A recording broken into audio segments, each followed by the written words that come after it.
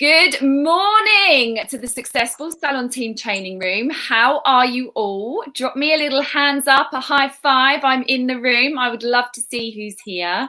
I have a very special guest for you this morning, a lady called Barbara, who I've met through the Brand Builders Club.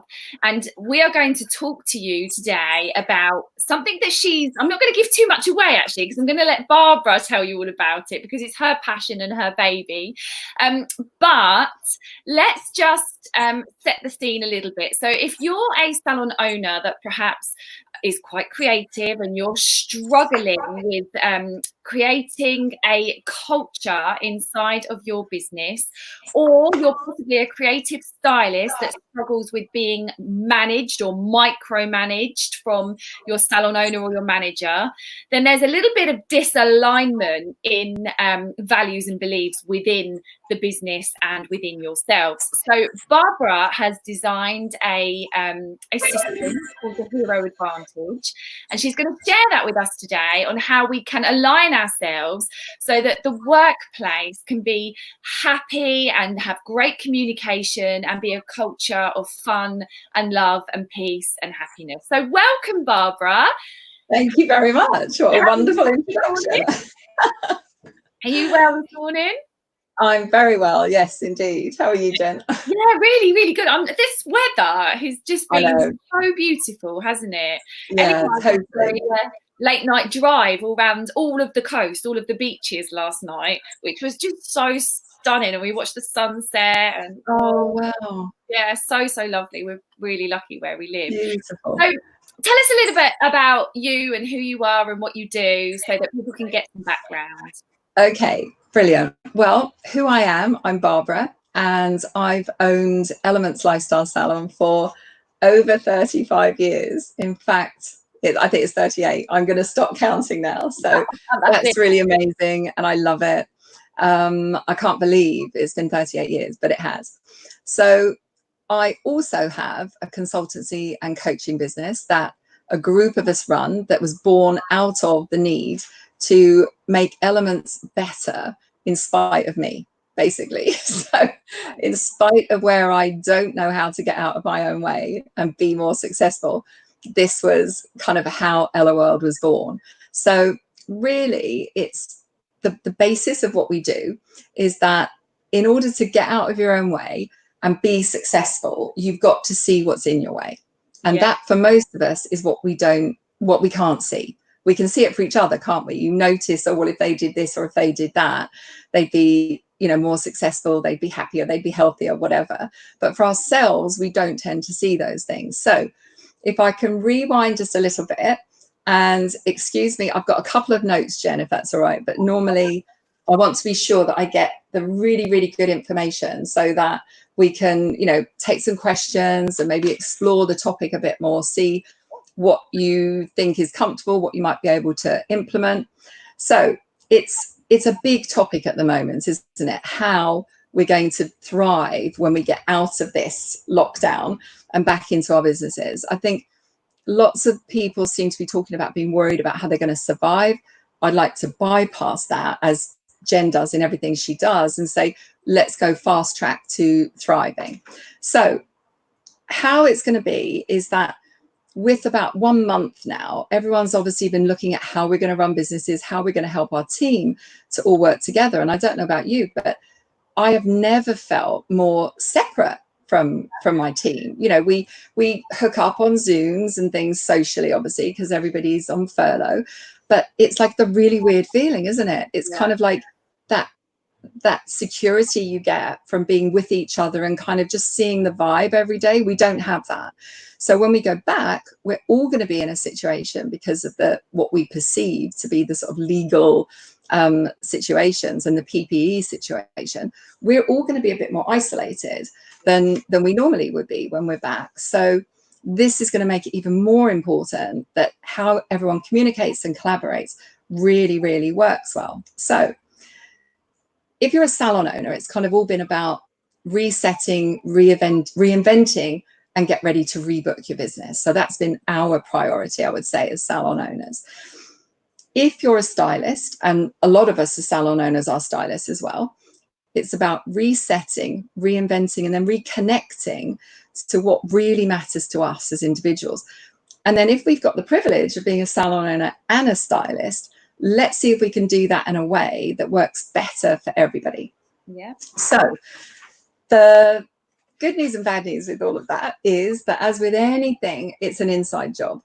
I always used to think, gosh, you know, I guess as all of us did, once I'd done this, everything would be easier. Once I did that, everything would be easier.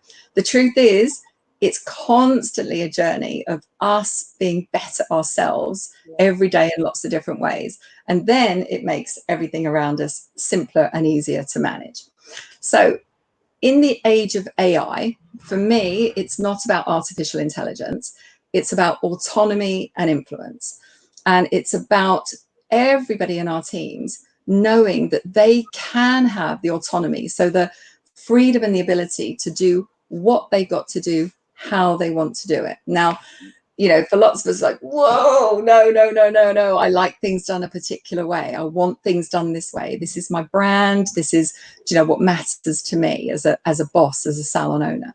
But here's the problem with that. A lot of us started our salons because we didn't want to be told exactly how we had to do what we've got to do when we were in a team. So then it's like, I could do it much better. So we get our own salon. And then before we know it, we can find ourselves doing exactly the same thing. But then there's a fear. We're responsible for the outcomes, everyone's security. So this is a way that we don't have to be afraid that the results aren't going to be there, but everyone can have more freedom, more fun, communicate better, really work together, and it'd be a much happier environment for everyone. So hopefully that sounds good so far. Absolutely. Brilliant. About communication and getting out of your own way. I asked my team to tell me how I was performing, because we do performance management on our team all the time. Like, you know, Ken's always saying to me, one-to-ones every 4 weeks, and we do that. And actually Chloe does them now because she does them far better than me. You know, that was a process of me getting out of my own way. But at one point I asked my team to manage my performance, and the one thing that came out was I wasn't communicating. And I laughed, really serious. I wasn't communicating. Everything was up here, and I knew, boom, this is what's happening, and here it's happening there, and then that's going to happen, and the whole team were like, "What?" I'm like, "I told you." And no, you haven't, because it's there, but it's not coming out absolutely or hitting the nail on the head correctly. Exactly, because we all look at things exactly that, Jen, from our own point of view. So this is exactly the basis for the hero advantage. So it's about autonomy and influence, because now more than ever, I hate it when I say things like that. In my day, I used to do what I was told, but now more than ever, I didn't, just to be clear.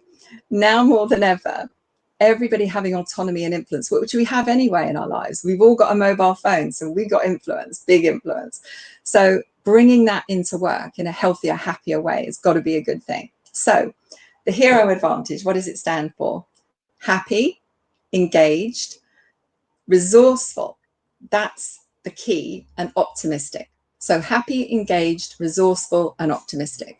When you have those four things, when you know that you can show up like that, it's really easy then to show that you care. I do like my analogy thing. So care is connect your actions to the right results enthusiastically.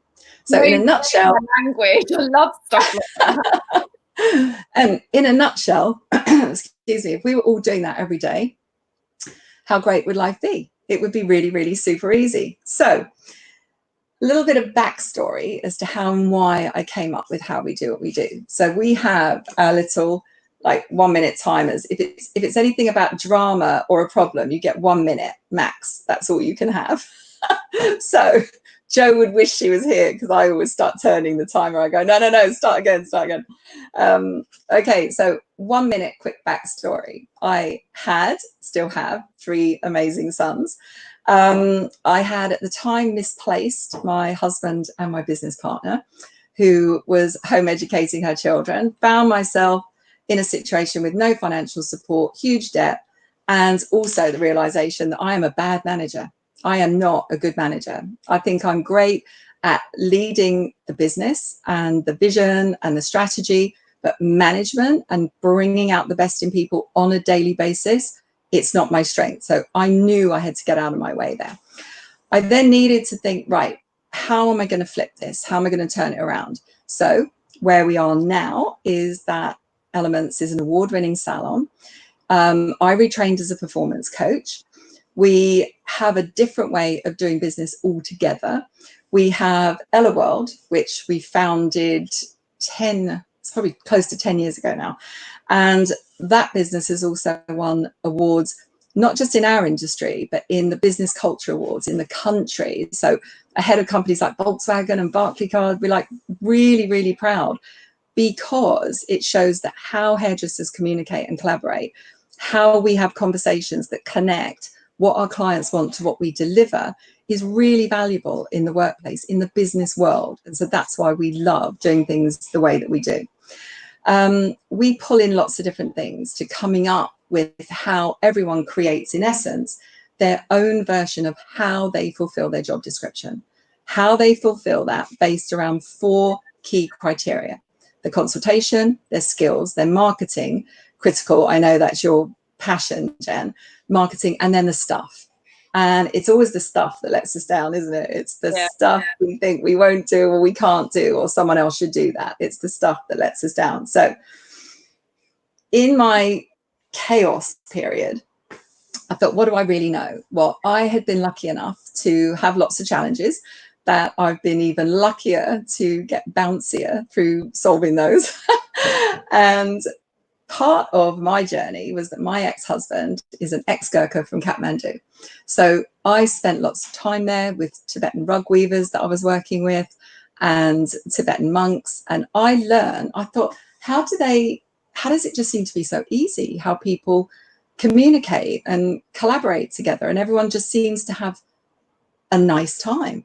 And so I started to learn about how they integrate the elements into how they show up. So basically they get what their nature is. So if I get what my nature is, I get what the nature is of what I have to do and how that gap shows up.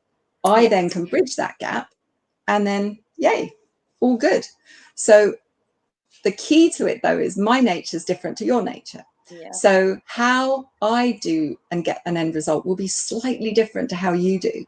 So I think where the problem then can lie in any team, any business, is that the boss, because they're so passionate about what they do, they want everyone to do it in the way that is successful for them. And we forget that that feeling of success may not be what feels like success for someone in our team. Yeah. So taking that to how does that work in business? How does that work? So if you imagine, right, another 1 minute max. If you imagine we're on a desert island. So we're on a desert island. Jen, what would you do first? We've been stranded. What would you do? Oh my God, find somewhere to find shelter. Okay, shelter. Yeah. What else? Find some food source. Yeah, source food. And I actually don't know. Tried to out the island. So if we didn't like sushi, what would we want to do with the fish we're catching? So build a fire. Build a fire. And then fresh water. Yeah. So if we were stranded on a desert island, we would absolutely need to build a shelter. We would have to have fresh water. We would have to focus on finding food, and we would have to, I've lost the plot, build a fire, shelter, fire, food, and water. Now, which one of those would we do without? Well, it would be. We couldn't, could we? No. We might say, oh, I can do without food. We've all watched those programs. You know, what happens to people when they're doing without food, or they're doing without water or shelter, or any of those 4 key elements. Basically, you can't survive long term without all 4 of them. No. So we need earth, water, fire, and air. Air being the focus and the drive to find the food, etc., etc.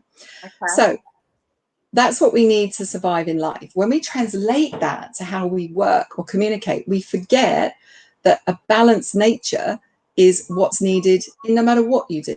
So whether it's our environment, our business, our life, our health, anything, a balanced nature is what we need. So if we can't do without those things in life, let's pull that quickly into business, because then it's really fun, and it's really fun in a salon to see how that works. So how that works is, what would you say you are of these 4 things, of the 4 elements, Jen? Where would you show up? Where would you lead? Is it that you're passionate and creative? Is it fire? Yeah. Is it focused? It's fire. Is it focused and detailed? Is it air? Is it organized and disciplined? That's earth. Or is it empathetic and caring? That's water. So each fire of those, water. Fire then water. Oh my God, thank goodness you said that. Okay, because I happen to have here, oh, let me do this bit first. I'll just explain to you, with how our nature leads, why we don't see what's in our way. So fire, right, I'm going to take off my glasses for these. If I'm a fire person, my view of the world is this. I see, you see me in profile, I see the big picture. It's all about vision, excitement, passion, the big picture, etc. Now, problem here is that I can't actually see anything that's really right under my feet. So what's going to get in my way and trip me up? It's going to be the things, the earth element things, stuff in life. That means that I don't see what's right under my feet. I haven't got my head down, paying attention to step by step by step what's got to be done. So the earth people in my team who are taking care of things that have to be done in exactly the right way at the right time will say to me, did you not see that? Did you not remember that? I'm like, no, I didn't. No, I didn't. So if you're leading with air, then it's all about the detail. It's about having that focused detail, your eye on the detail. But you can see, if that was your view, you wouldn't necessarily be attached to whether that detail was getting you to where you wanted to be at the end of that appointment with the client, let alone the end of the day, the end of the month, you know, the end of your year. Then we have the water element. Now that's all about emotions. That's leading with your emotions, hands down, empathy, kindness. So that's just all like a little bit blurry, and you've got to feel your way through things. So in a salon with us, with clients, how does that show up? And this is exactly what's in our way. Right. A stylist leads with creativity. Whoops, that way. Creativity and the fire element. Typically, a client, first thing a client wants from us is to know that we're listening and that we're focused on the details of what she wants. That's an air quality. So straight away, we're slightly not aligned. Next thing, a stylist. This is trickier than it looks on a camera. The next thing is a stylist is then empathetic, kind, wanting to connect to the client. That's water. The next thing a client wants to hear is that she can afford and knows what the relationship, the plan is for this new look and this style she's going to have. Next thing is, now we're getting into the lag strengths of a stylist. So we're not maybe as organized or disciplined about plans as we would like to be. So that is kind of the third thing for us. The third thing for a client is, yeah, she wants to know she's going to get on with us and we connect with her, but that's not in her top 2 for why she's coming to see us. And then ultimately for a stylist, being focused and paying attention to all the little details, all the stuff that we've got to do around our creativity, that tends to not be high on our priority list. And for a client, number 4, funnily enough, is the creativity. That's a given. If she's made the appointment to come and see you and she's in your chair, then it's a given that she believes you to be the creative answer to her problem. So what do we notice immediately in this? We're upside down, aren't we? It's completely upside down. It's completely upside down.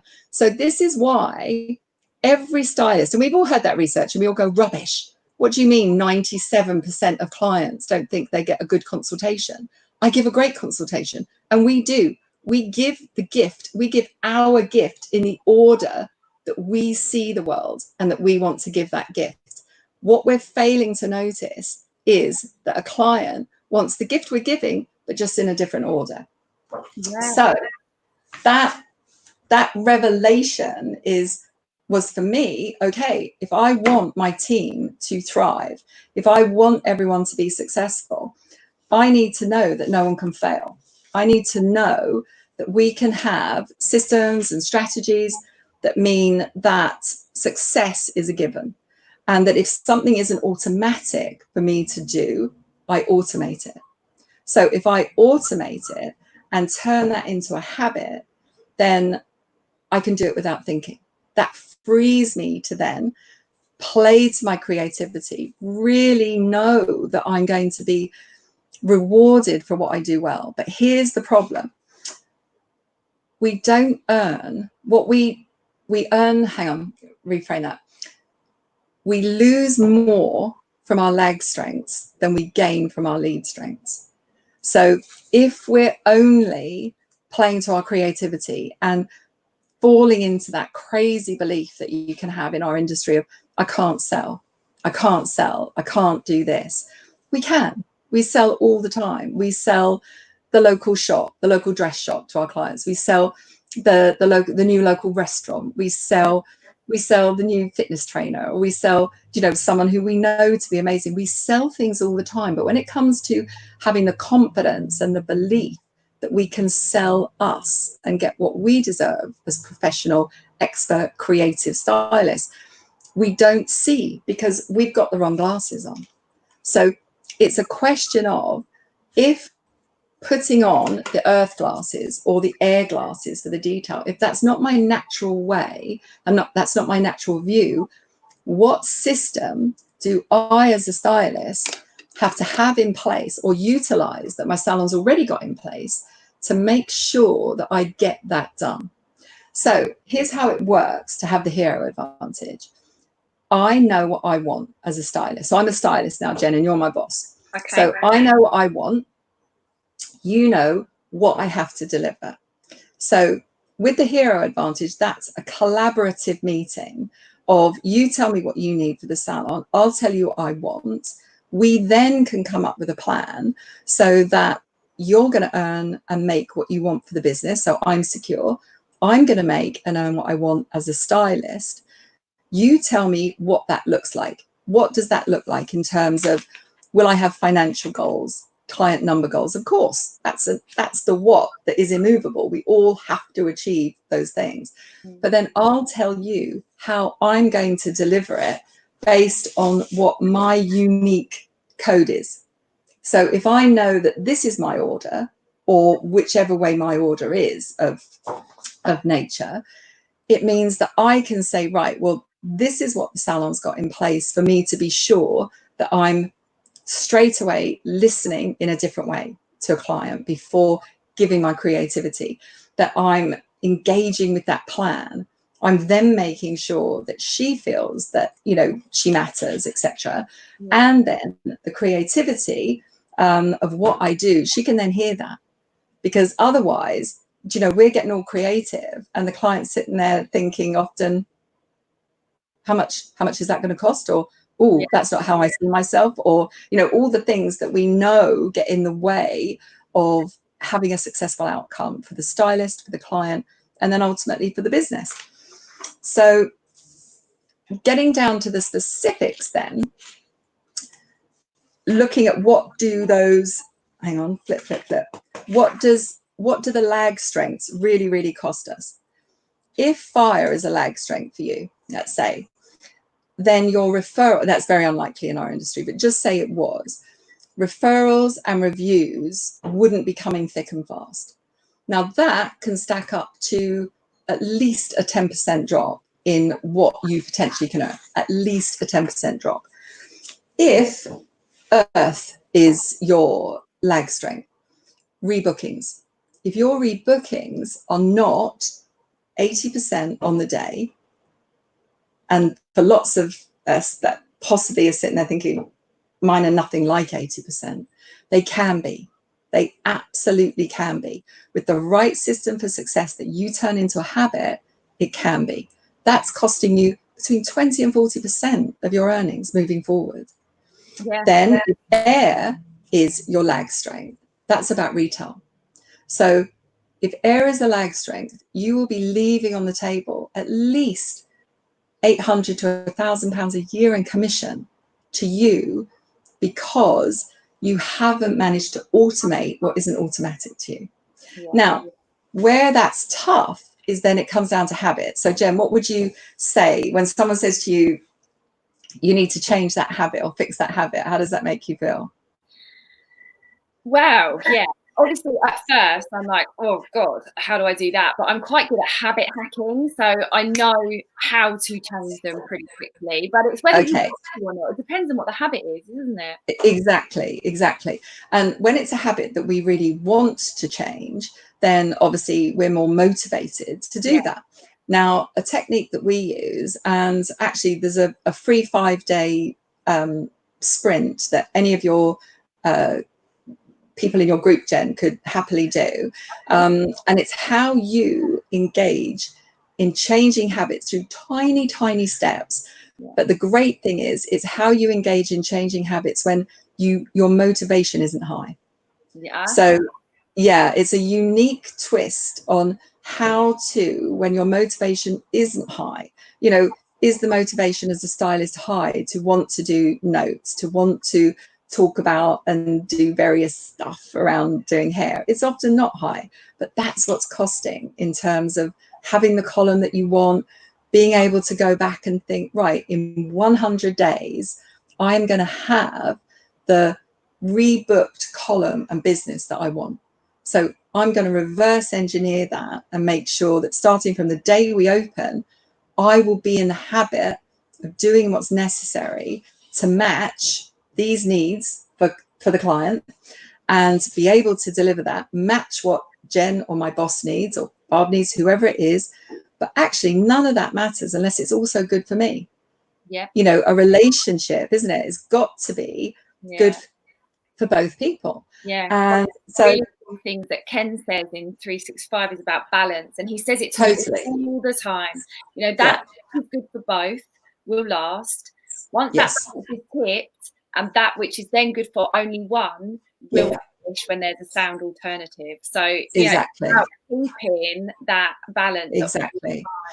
And a key difference that helps in our team and teams that we work with is understanding kind of the balance of who actually is in charge. Often you can be confused and think your boss is in charge, but they're not.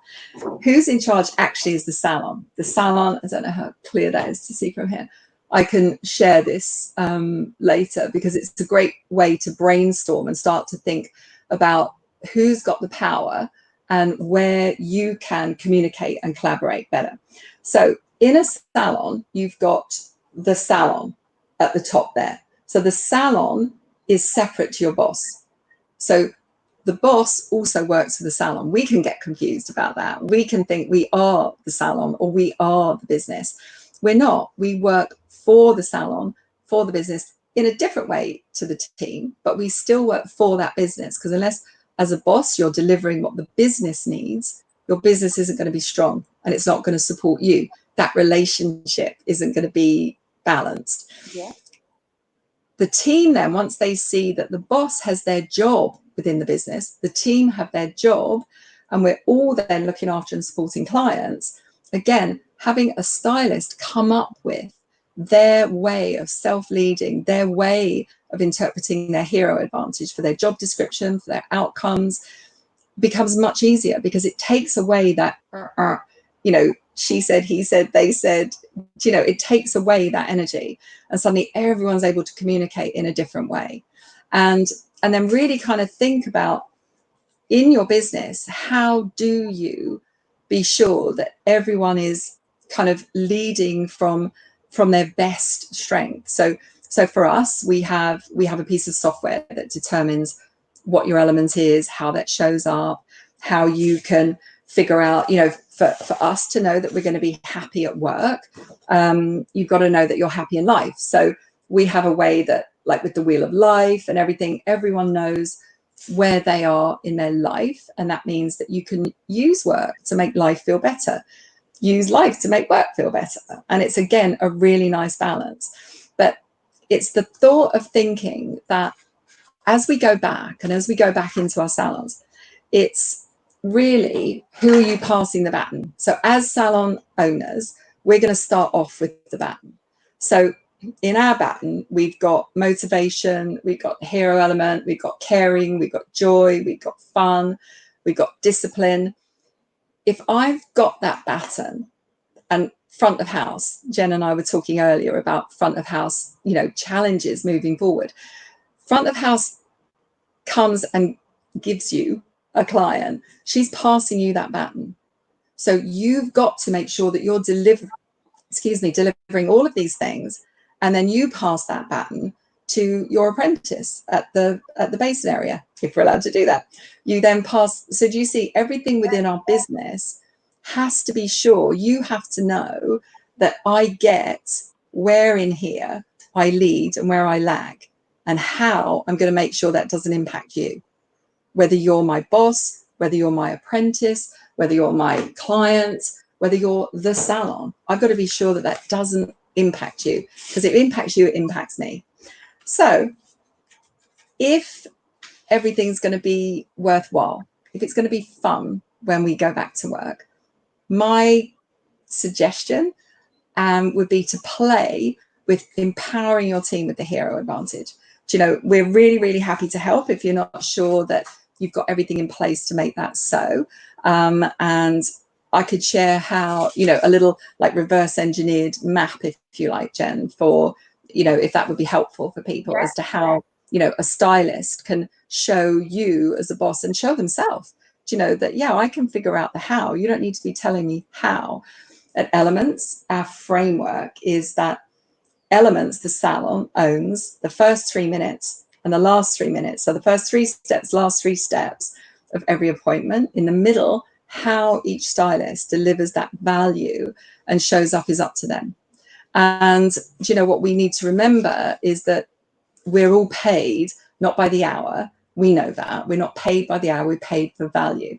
And actually, in a workshop that I was doing last week, it came up, well, kind of how do you determine value? And I don't know why it occurred to me about chips, lockdown eating.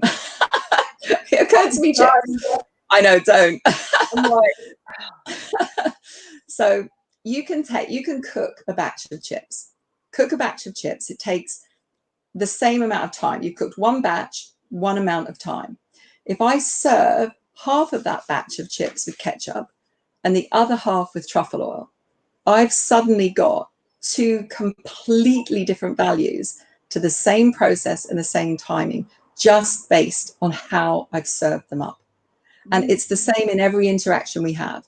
So the more energy, enthusiasm, and really authentic passion that we bring to what we do, the better that serving to the client is going to be. And the better that serving is, the better our results are going to be. No, you just created a metaphor.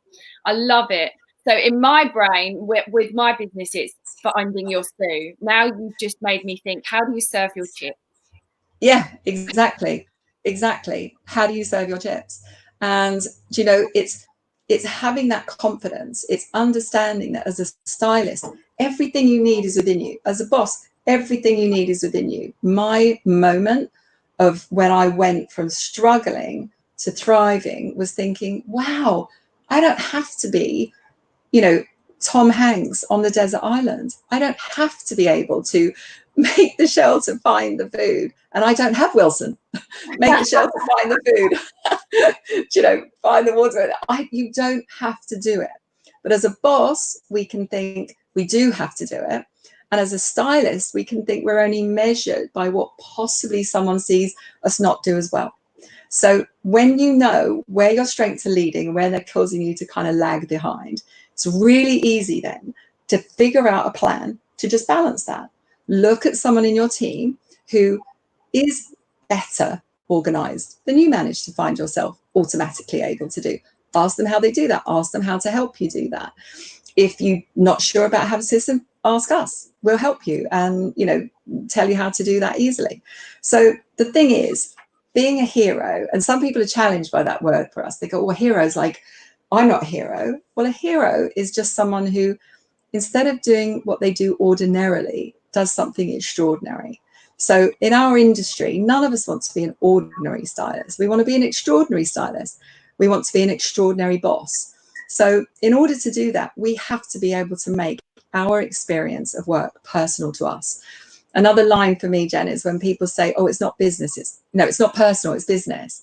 Well, I think that's rubbish. It's absolute rubbish. It's always personal. It's always personal to someone. My business has a personal impact on every team member, every client, everyone that I come into contact with. So if I say to them, how can this experience be more personal to you? How can you make it personal to you? I make it personal to me, and then it's going to work better together.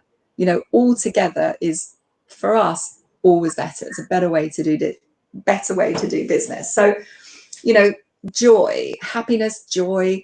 You know, I know you've had some amazing speakers on, Jen, you know, Pete and everyone, and how we find that and how we keep that in our life. For us, it's about joy, and it is the journey of you. You know, every day at work, every day of our life, it's the journey of you. So you want to make it count. You want to make it extraordinary. You want to make it exceptional, and you want to make it fun. Yeah. So I would love to, you know in any way, Jen, that we can help make that possible, and make it that this new era for our industry and for salons and stylists is like, you know, more fun, more rewarding, more engaged, and more rebooked than we've ever been before. So because there's two situations that I can see happening when we go back. There's the situation of the fact that we are now so separate, like we began yes, this whole with, and having to regain that presence inside of our teams' lives and steer the ship out of charted waters. Totally. And then there's the challenge of the overwhelm of people coming in, but then the lack of it if we're not great at rebooking. Yeah. It could. No, we just haven't automated that. Yeah. We're great at rebooking. We rebook every restaurant in our town probably with referrals. We restock clothing stores on a daily basis by telling people either because they're inspired by what we're wearing, or we say, wow, I know there's something you'd look great in. Yeah. So how you, just from whatever view you've got, and what we know is that our view as stylists is passion and creativity. So that's your view. So your job in this next month, if you want to explore it, is to think, right, how can I just adjust that view, see what's tripping me up, if my rebookings are tripping me up, if my retail's tripping me up, or if my referrals and my reviews are tripping me up, or my client retention is tripping me up. It's all the R's. What's tripping me up? Then just find a system. Ask for help. Ask your salon owner, your boss, ask a teammate, ask us, and we'll help you see. And then once you know what's tripping you up, then you can figure out how you're going to not let that trip you up. Yeah. If the guys on the call, if you're lucky enough to be in 365, you've got that. You look at your tracker book, and what Barbara's just saying there, what's tripping you up, look at your tracker book and it will tell you. Like, you don't even have to go and figure this stuff out. It's there in front of you. What's tripping you up? That's your blueprint. So have a look at that and then see where you're at. It's also made me think about the people inside of my business, Barbara, and who has what elements, and it's made me realise that the detail, the laser focus is missing in my team. Actually, well, it is though. It's not missing. It's just, it's a lag strength for all of us. So it's, you know, it's not missing. It's just smaller than the other strengths that we've got. And the joy of sort of discovering your code and your element is that no matter whether your salon is lucky enough to be a 365 salon, or lucky enough to have, you know, a boss who has their own unique way of how they do the strategy, all of that just is made better by you getting you more. Yeah. Because, you know, it's just, if you get you can see what someone else is trying to offer you. We know what we are offering to clients. Yeah. So it's interesting, in almost every critique of us as stylists, as people who do consultations is not what we want it to be. So with all the great resources, it's just, if we don't get what we're missing, if we can't see that and reconnect to that, all the great resources that your salon or your coach or anyone has are going to fall short of what you want the results to be. So, you know, it's just an extra little element that just is the difference, that makes the difference. So, you know, and it's a fun way to work. And I love that you work in Elements and that your business is called Elements. Yes, yes. Was that already, or did no, you? I rebranded. So when my partner who left to home educate her children was my sister. So when she left, I was like, oh, changing the name. Now we're going to, you know, we're going to be what stands for all of us. So, you know, Elements just was everything that we're all about. So yeah, it was a no-brainer that we were going to change it to that. What was you called before? Oh, Jen, I can't tell you. Okay, I will tell you. Oh my God. Okay, I wasn't prepared for this. Right. So now let's just rewind. So I started the business 38 years ago. Can you see? Am I going redder? I can feel I'm going red. Okay, we started the business 38 years ago. My name's Barbara. My sister's name is Joanne. It seemed like a good idea 38 years ago to call the salon BJ's.